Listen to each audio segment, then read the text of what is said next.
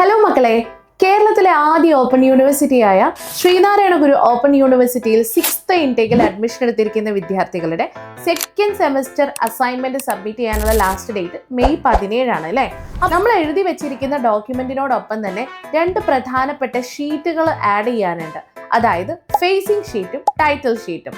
Facing sheet എന്ന് പറയുമ്പോൾ അത് 10 മാർക്കിൻ്റെതും 15 മാർക്കിൻ്റെതും ആയിട്ടുള്ള 2 ഫേസിംഗ് ഷീറ്റുകളാണ് ഉണ്ടായിരിക്കുക. അതായത് നമ്മളിപ്പോൾ ഒരു പേപ്പറിന് 2 അസൈൻമെന്റ്സ് ആണല്ലോ സബ്മിറ്റ് ചെയ്യുന്നത്.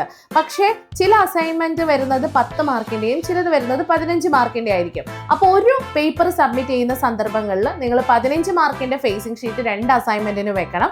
ഇനി 10 മാർക്കിൻ്റെ ഒരു അസൈൻമെന്റ് ആണ് നിങ്ങൾ സബ്മിറ്റ് ചെയ്യുന്നതെങ്കിൽ ആ 2 അസൈൻമെന്റിനോടൊപ്പം തന്നെ ആ പേപ്പറിന്റെ 2 അസൈൻമെന്റിനോടൊപ്പം നിങ്ങൾ 10 മാർക്കിന്റെ ഫേസിംഗ് ഷീറ്റും വെക്കണം.